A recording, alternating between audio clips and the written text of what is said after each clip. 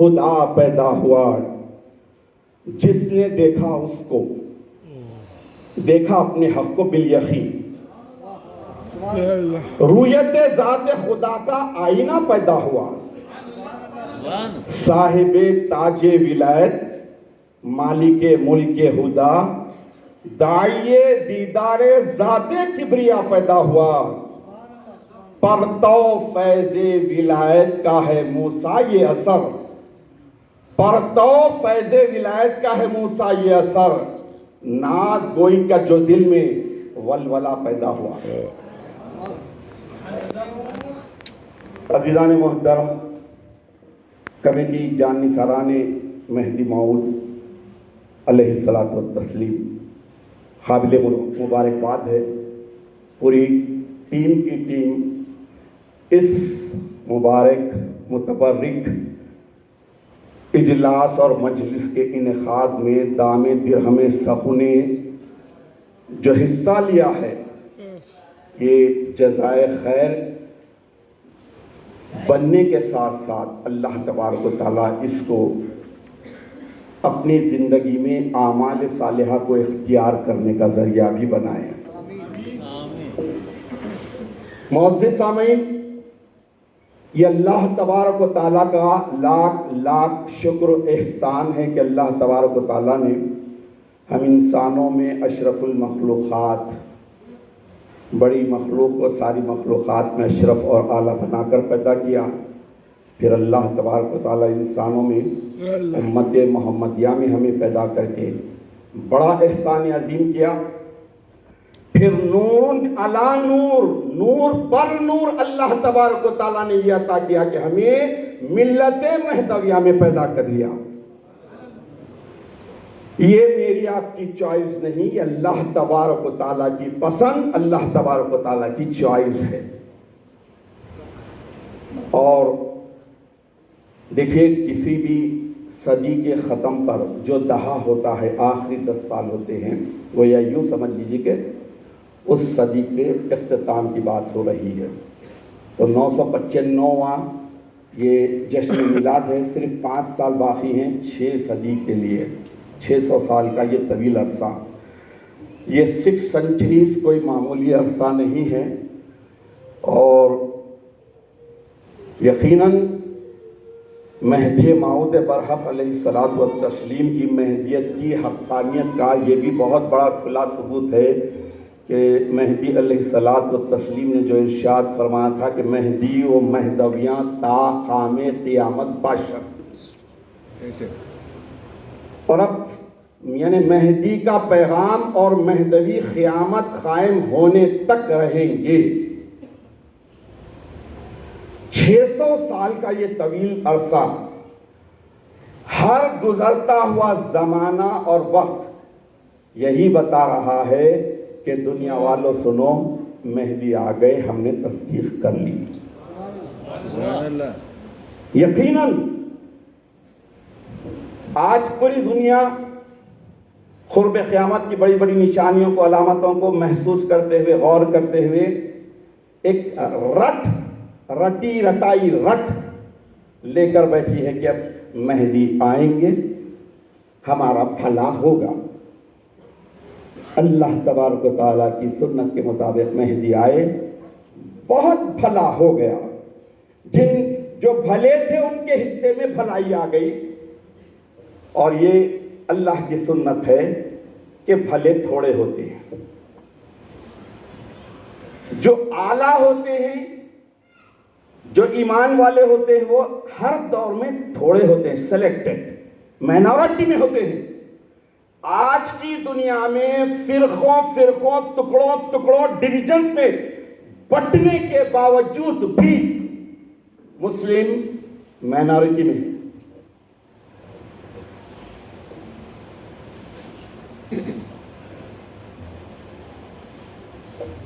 تو یہ اللہ تبارک و تعالیٰ کی سنت ہے کہ اللہ تبارک و تعالیٰ ہمیشہ اچھی چیزوں کو تھوڑی تعداد میں رکھتے ہیں۔ الغرض معزز سامعین، ایک اللہ کی سنت، ایک اللہ کا دستور، ایک طریقہ آپ کے سامنے رکھنے کی سعادت حاصل کروں گا۔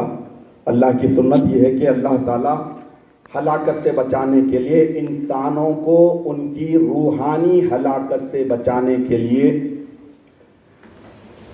اپنے انبیاء کرام، رسولوں، پیغمبروں اور خلیفوں کو بھیجتا رہا، اور ان کی بعثت مبارکہ کا ایک ہی مقصد تھا کہ انسان جسمانی طور پر تو ہلاک ہونے ہی والا ہے، مالی طور پر تو وہ خلاش ہونے ہی والا ہے، اسے جس چیز کی شدید ضرورت ہے وہ ہے روحانی طور پر ہلاک نہ ہو۔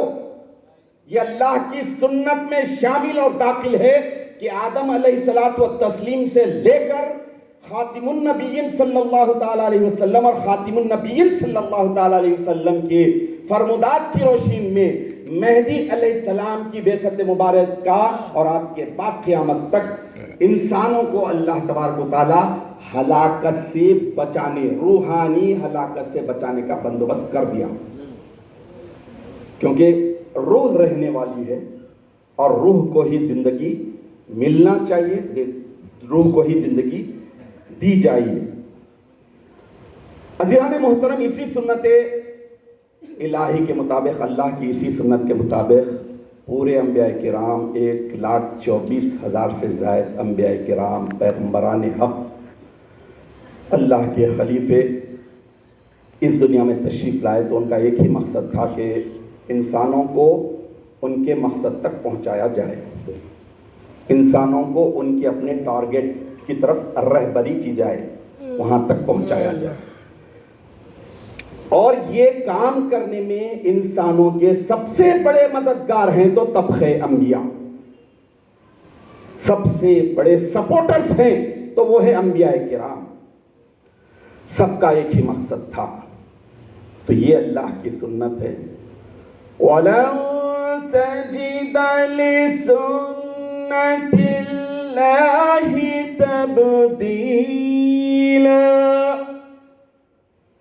فَلَن تَجِدَ لِسُنَّةِ اللَّهِ تَبْدِيلًا وَلَن تَجِدَ لِسُنَّةِ اللَّهِ تَحْوِيلًا۔ سورہ فاطر آیت نمبر 43، یعنی اللہ تبارک و تعالیٰ ارشاد یہی فرما رہے ہیں کہ اللہ کی سنت نہ بدلنے والی ہے نہ ٹلنے والی ہے، اسی نہ بدلنے اور نہ ٹلنے والی سنت کے مطابق اللہ تبارک و تعالیٰ نے 1,24,000 سے زیادہ انبیاء کرام کو دنیا میں بھیجا، سب آئے، انسانوں کی سب سے بڑی مدد کی، مددگار بن کر انہیں اللہ تک پہنچنے کے مقصد میں راستہ بتائے، جو بصیرت کا راستہ ہے، دیدار کے طلب کا راستہ ہے، اللہ کو دیکھنے اور دکھانے کا راستہ ہے۔ حضور اکرم نبی مکرم خاتم النبیین سید المرسلین افضل الانبیاء صلی اللہ تعالیٰ علیہ وسلم سے پہلے حضرت عیسیٰ ابن مریم علیہ السلام تک انبیاء کرام یہی فریضہ انجام دیتے رہے۔ حضرت عیسیٰ علیہ السلام کی بعثت مبارکہ بھی رشد و ہدایت کے لیے ہوئی ہے۔ اب جو حضرت عیسیٰ علیہ السلام اس دنیا میں تشریف لانے والے ہیں، بعثت نہیں بلکہ نزول ہوگا، اور اس نزول کا بڑا مقصد یہ ہے کہ آپ اللہ تعالیٰ کے وعدے کی تکمیل کے لیے نازل کیے جائیں گے اور مہدی کی حقانیت کا ثبوت بھی دیں گے۔ عزیزان محترم، میرے مومن بھائیوں اور بہنوں، حضور اکرم نبی مکرم صلی اللہ تعالیٰ علیہ وسلم کو اللہ تبارک و تعالیٰ نے سب سے کامل و اکمل شریعت عطا فرمائی اور تعلیم احسان کا حکم دیا۔ تعلیم احسان وہ تعلیم ہے جس کی وجہ سے انسان اس دنیا میں رہتے ہوئے بھی، اس ندی اور دریا میں رہتے ہوئے بھی خشک رہ سکتا ہے اگر فرائض نبوت اور فرائض ولایت پر پورے صدق دلی کے ساتھ عمل کرے۔ تعلیم احسان اور تعلیم احسان کا ڈیفینیشن کیا ہو، کیسا ہے، کسے کہتے ہیں احسان، تو حضور اکرم نبی مکرم صلی اللہ تعالیٰ علیہ وسلم کی تعلیم احسان کو سمجھنے کے لیے ایک واقعہ آپ کے سامنے رکھتا ہوں۔ مولا کائنات امیر المومنین سیدنا علی المرتضیٰ ابن ابی طالب کرم اللہ وجہہ الکریم جب اپنے پہلے فرزند سیدنا امام حسن مجتبی رضی اللہ تعالیٰ عنہ پیدا ہوئے، تو اس پہلے شہزادے کی ولادت پر حضور اکرم نبی مکرم صلی اللہ تعالیٰ علیہ وسلم اپنی لخت جگر خاتون جنت بی بی فاطمہ رضی اللہ تعالیٰ عنہ کے گھر تشریف لے گئے اور ارشاد فرمایا کہ میرا بیٹا مجھے بتاؤ، دکھاؤ۔ نواسا نہیں فرمایا، میرا بیٹا مجھے بتاؤ۔ تو حضور اکرم نبی مکرم صلی اللہ تعالیٰ علیہ وسلم کو سیدنا امام حسن رضی اللہ تعالیٰ عنہ کو بتایا گیا ہے، آپ نے دیکھا۔ اس کے بعد مولا کائنات سے حضور ارشاد فرمائے کہ اے علی، تم اس بچے کا نام کیا رکھے، کیا رکھنا چاہتے ہو؟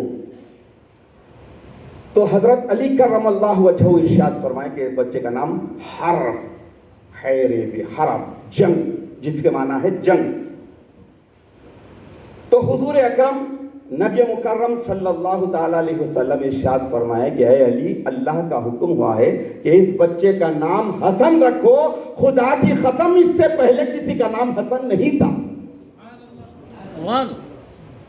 پھر اس کے بعد وقت گزرتا گیا، دوسری اولاد پیدا ہوئی، سیدنا امام حسین شہید کربلا رضی اللہ تعالیٰ عنہ کی ولادت باسعادت ہوئی۔ حضور پھر تشریف لائے، پھر سوال کیا کہ اے علی، اس بچے کا تم نام کیا رکھے؟ انہوں نے عرض کیا کہ یا رسول اللہ، اس بچے کا نام حرب رکھا۔ اللہ کے نبی نے ارشاد فرمایا کہ یہ نام نہیں، اس کا نام حسین رکھو، خدا کی قسم کائنات میں اس سے پہلے حسین کسی کا نام نہیں تھا۔ پھر اس کے بعد عرصہ گزرا، تیسری اولاد ہوئی، حضور اکرم نبی مکرم صلی اللہ تعالیٰ علیہ وسلم تیسری اولاد کی پیدائش پر مولا کائنات کے گھر تشریف لے جاتے ہیں اور پوچھتے ہیں کہ اے علی، میرا بیٹا مجھے دکھاؤ، میرے پاس لاؤ۔ لایا گیا، پھر پوچھے کہ اس بچے کا نام کیا رکھے؟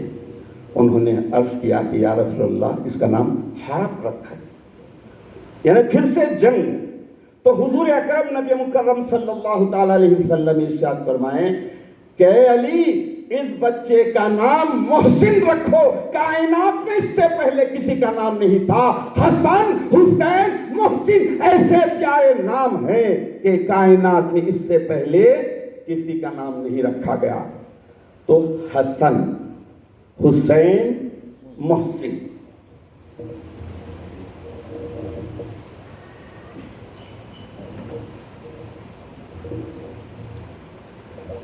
اب میں اصل بات کی طرف آ رہا ہوں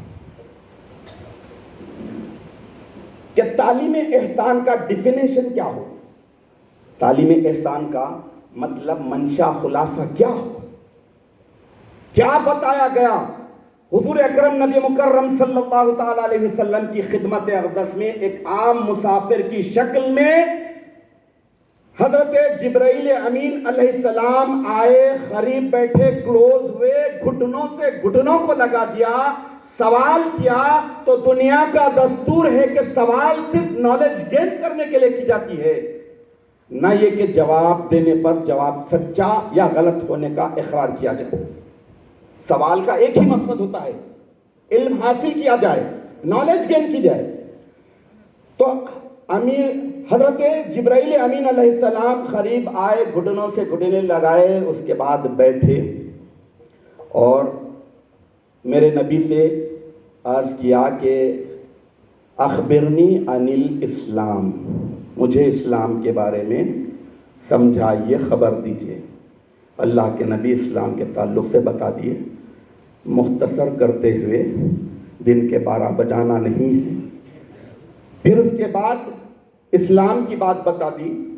اسلام کے بعد جب اسلام کا ڈیفینیشن میرے پیارے نبی نے دیا تو سوال کرنے والے جبرائیل امین عرض کرتے ہیں کہ صدقتا، آپ نے سچ کہا. تو جب معلوم تھا تو پوچھے کیوں؟ ایک سوال ہو سکتا ہے. دنیا کا بھی دستور ہے کہ سوال صرف معلومات حاصل کرنے کے لیے کیا جاتا ہے، کوسچن آنسر جاننے کے لیے کیا جاتا ہے. لیکن حضرت جبرائیل امین امت کی تعلیم کے لیے مسافر کی شکل میں آئے تھے. اسلام کا ڈیفینیشن پوچھا، نبی نے ڈیفینیشن دے دیا اور کہا کہ صدقتا. پھر اس کے بعد اخبرنی عن الایمان، ایمان کسے کہتے ہیں، ایمان کیا ہے؟ تو حضور اکرم نبی مکرم صلی اللہ تعالی علیہ وسلم ایمان کا ڈیفینیشن بھی بتا دیے. اب اس کے بعد آخری میں حضرت جبرائیل امین علیہ السلام جو اہم سوال کیے، وہ تیسرا سوال یہ تھا کہ اخبرنی عن الاحسان. یا رسول اللہ، یا نبی اللہ، یا حبیب اللہ، آپ بتائیے کہ احسان کا ڈیفینیشن کیا ہے، احسان کا معنی اور مطلب کیا ہے؟ تو قربان جائے حضور اکرم نبی مکرم صلی اللہ تعالی علیہ وسلم حسن حسین محسن جو رکھے ہیں اس کو ذہن میں رکھ کر یہ حدیث جبرائیل کو سماعت فرمائیے اور احسان کے ڈیفینیشن کو سنیے. اللہ کے نبی ارشاد فرماتے ہیں کہ ان تعبد اللہ کأنک ترا، تو عبادت بندگی کرے تو ایسی کرے کأنک ترا، جس کی عبادت کر رہا ہے اسے تو دیکھ رہا ہے. سبحان اللہ.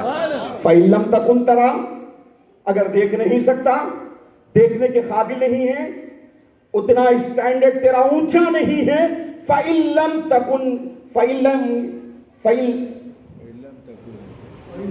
فَإِنَّهُ يَرَاكَ، یہ سمجھ کے اللہ تجھے دیکھ رہا ہے.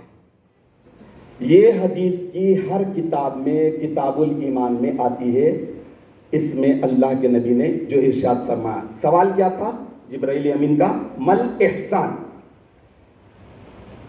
احسان حسن حسین حسنہ محسن محسنہ احسان، یہ پورے ایک ہی احسان کے مشتقات ہیں.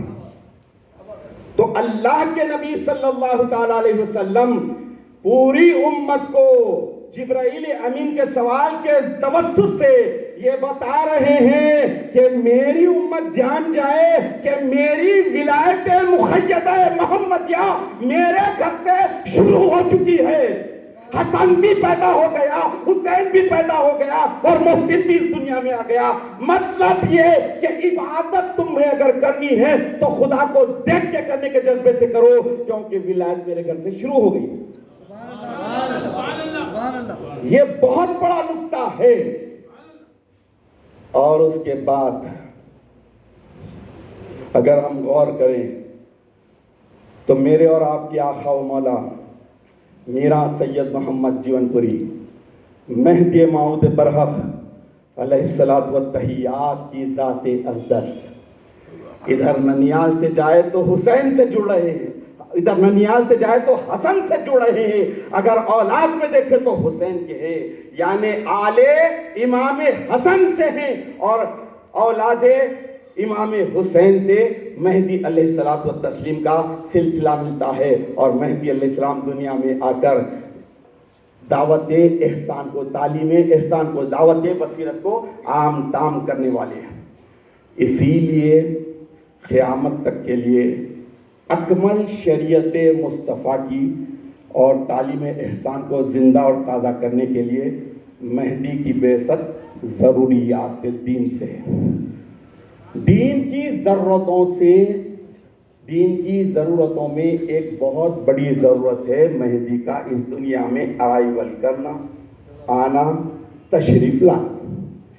دین کی، دنیا کی نہیں. دین کی بنیادی ضروریات میں سے ایک بہت بڑی ضرورت کی تکمیل کے لیے مہدی علیہ الصلوۃ والتسلیم کی بعثت مبارکہ ہے.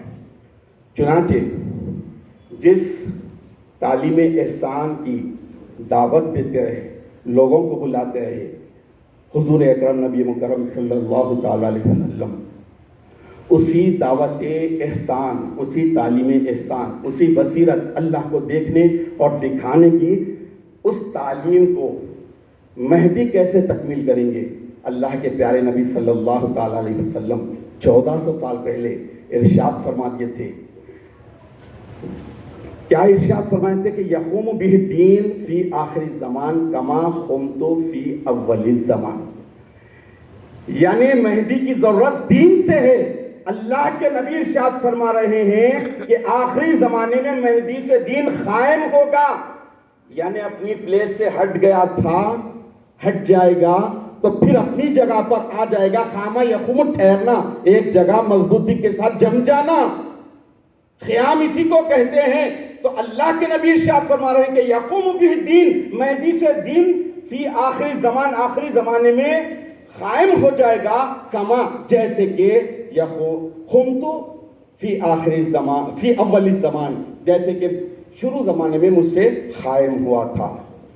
تو تکمیل ضروریات دین، دین کے جو ریکوائرمنٹس ہے، دین کے جو تقاضے ہیں، اس کا بنیادی مقصد اور مطلب یہی ہے کہ شریعت مصطفیٰ کی سب سے اعلیٰ ترین شکل جو حضور اکرم نبی مکرم صلی اللہ تعالی علیہ وسلم کی حیات طیبہ میں آپ سے، آپ کے خلفائے راشدین، آپ کے اصحاب کرام سے، آپ کے پورے صحابہ سے جو اصلی شکل تھی، دھیرے دھیرے دھیرے کمی ہوتے ہوتے جو ختم ہو گئی تھی، مہدی کے ذریعے اس شریعت مصطفیٰ میں تازگی آئے گی، بحالی آ جائے گی. اور جو تعلیم احسان یعنی اللہ کو دیکھ کے عبادت کرنے کی جو اعلیٰ تعلیم تھی، وہ ختم ہو کر گن گن کے کرنے کی عادتیں پڑ گئی تھی.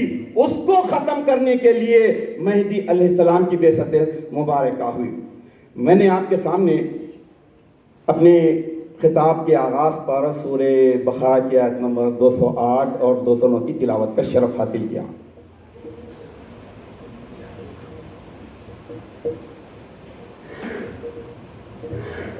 میرے کو تو دوبارہ کٹن نہیں.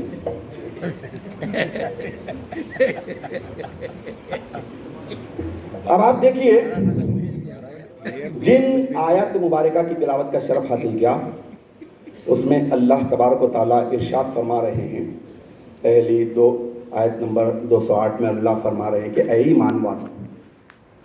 خطاب کس سے ہے؟ اللہ تعالیٰ کس کو مخاطب کر رہے ہیں؟ ایمان والوں کو. ایمان والے کون ہوتے ہیں؟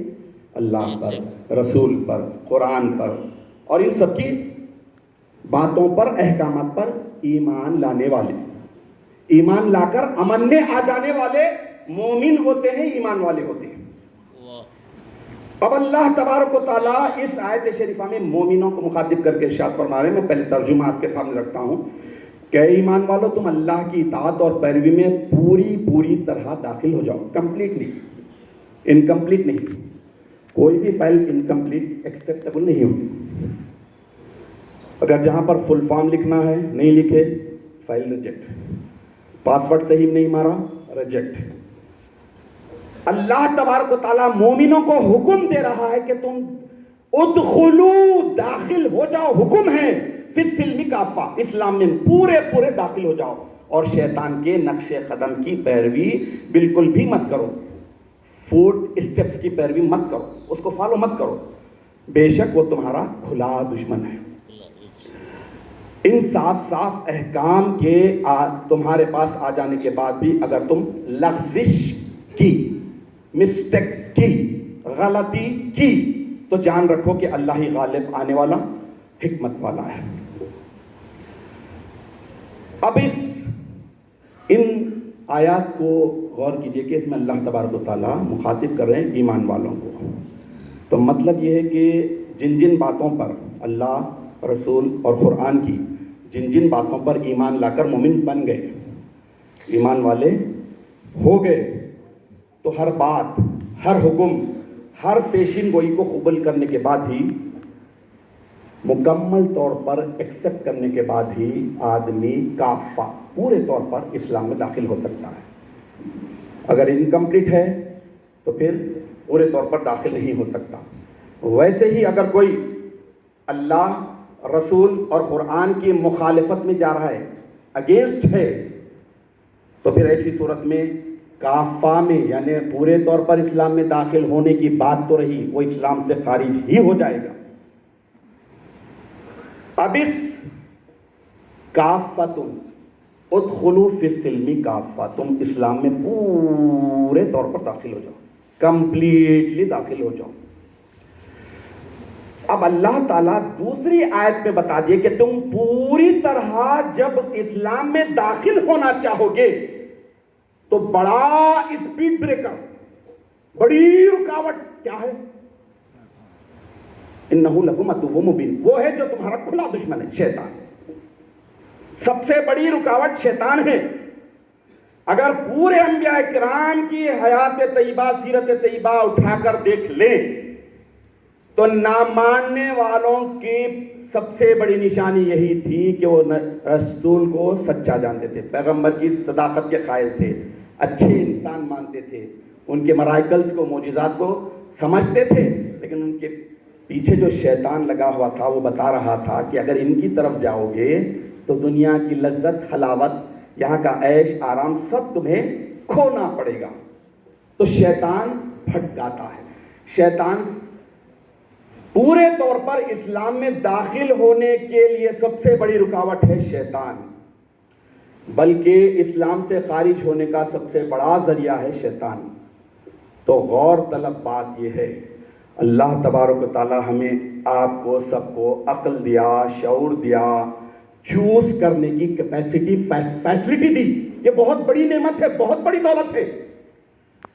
اللہ کی توفیق شامل حال ہو جائے تو یہ کیپیسٹی کام میں آتی ہے۔ اگر اللہ کا فضل شامل حال نہ ہو تو ظفر آدمی اس کو نہ جانیے گا، خواہ ہو وہ کتنا بھی صاحب فہم و ذکا، کتنا بھی بڑا عالم ہو، کتنا بھی بڑا علامہ ہو، لیکن اگر اس کے پاس ڈرنے والا دل اور اللہ کا خوف نہ ہو تو پھر وہ آدمی کہلانے کے لائق نہیں۔